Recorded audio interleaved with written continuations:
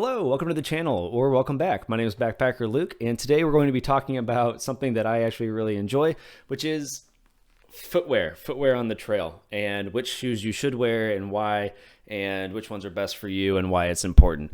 And stick around to the end to hear my recommendation of my favorite kind of footwear and my favorite pair and brand as well. So let's get into it.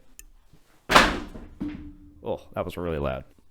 Okay, so first off, why is it important to be caring about footwear, and why is it so important to pick the right kind of footwear for you? Let's get into just the basics of it. Footwear, they're obviously supposed to be worn on your feet, no duh. And the reason that is important is because your feet are carrying the entire weight of not just your body while you're on the trail, but also your backpack, all the weight that you're carrying in addition to your own weight while you're on the trail, which is not normal for your feet. You don't walk around with a backpack on every day, most likely. So that's why it's so important, because your footwear is going to support not just you, but the weight of your pack, the weight of you, the weight of your hopes and dreams, which are usually kind of heavy. That is going to cause your feet to hurt, and for that pain to move from your feet and the balls of your feet and the arches of your feet all the way up to your knees, and then your hips, and then your lower back, and then kind of your upper back as well. And it's going to give you headaches and all sorts of trouble. You're also, if you don't wear proper fitting footwear, you could develop blisters, and you will develop blisters. So picking the right kind of footwear, not just for you, but for the trail that you're on, is incredibly important. So we're going to be going through a couple of different types of shoes and footwear that you can wear on the trail, that I have worn on the trail, and that others would recommend to wear on the trail as well, and all that kind of stuff. So we're just going to get into it. We're going to start with the first pair. Okay, so the first pair of shoes that you could wear, the first type of footwear you could wear, are these guys right here. The hiking sandals, or backpacking sandals, or whatever you want to call them. These ones are Chacos. A lot of people really love Chacos, especially a couple of years ago. I think they were really just all the rage. One of the benefits of these is they have a lot of really good arch support. I don't know if you can see that exactly, but the arch support on these is actually really fantastic. The soles are much thicker and sturdier than you might think on first look. And they actually have, depending on the kind of Chaco you get or sandal you get, they actually have a pretty nice tread on them, so you have some good grip.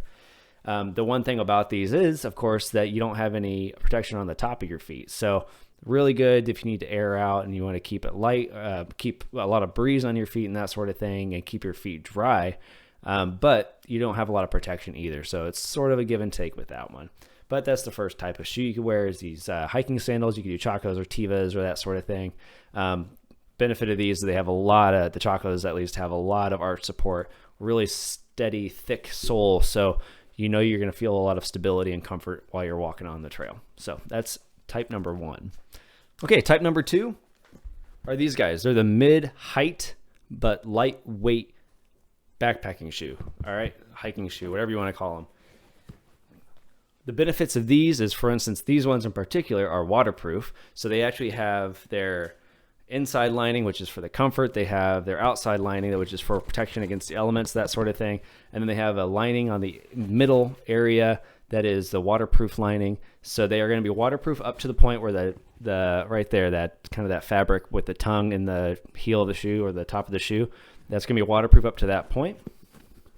So if you want waterproof shoes, this is a really good option for you. Also protects you from a little bit more kind of debris and even just like dirt and pebbles and that kind of stuff getting in your shoes. You won't get that nearly as much with these. So some people really like to opt for these for just the additional protection and safety and comfort of kind of having that extra little bit of height there on your shoe, so you're not getting a lot of stuff in your shoes, including some bugs and all that kind of stuff. So it really depends on what you like, but these ones in particular, you can get different weights sort of, but these ones actually have a pretty thick sole as well.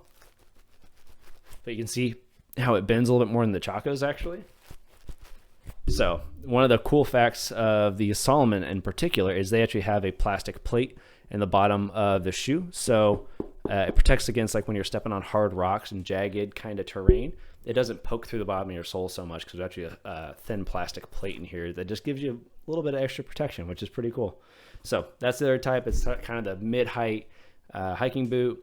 And these ones happen to be waterproof and very lightweight. So that's type number two.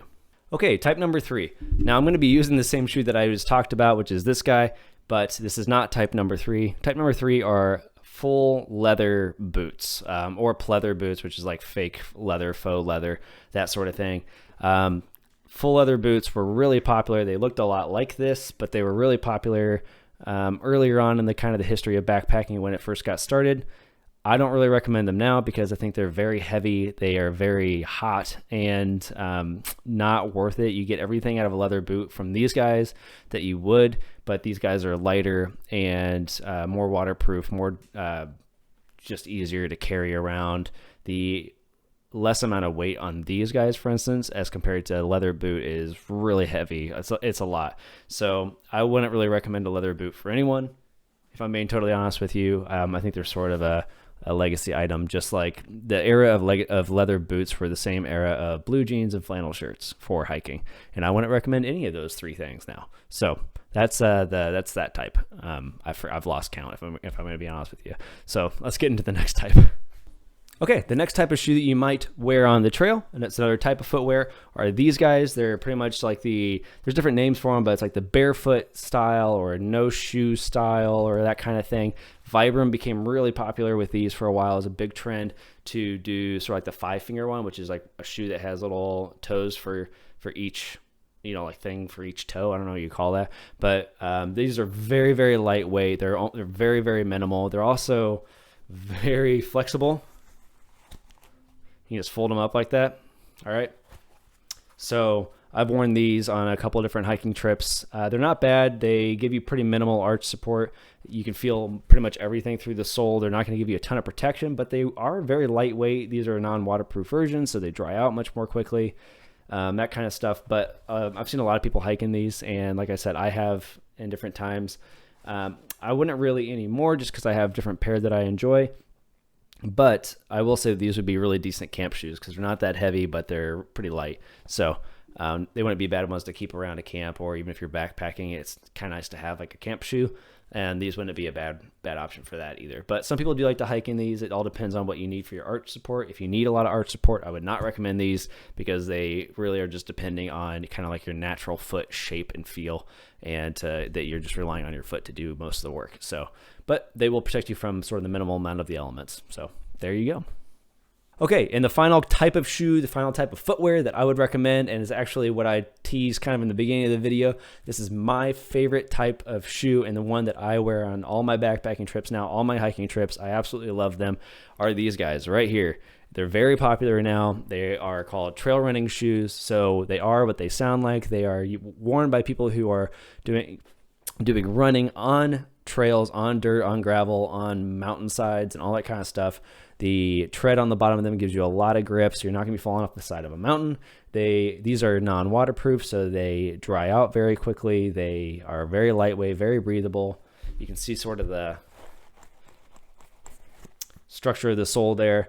Not too bad. It's just enough firmness where I feel like I am protected on the trail and that I can step on most things without feeling it too much in the soles of my feet. But it also gives me a lot of support in my back and my arches. It has good arch support, all that kind of stuff. So these are the shoes that I really recommend. Actually, you've seen this brand a couple of times in this video, but it's called Solomon. I really love this brand. They make a lot of really good products, and they especially cater to trail running and that sort of stuff. So I hope this video has been informative for you. I hope you've enjoyed it and that you've gotten something out of it. If you have, make sure to like the video and subscribe to the channel and all that kind of stuff. But I will see you in the next one, and yeah, thanks for watching.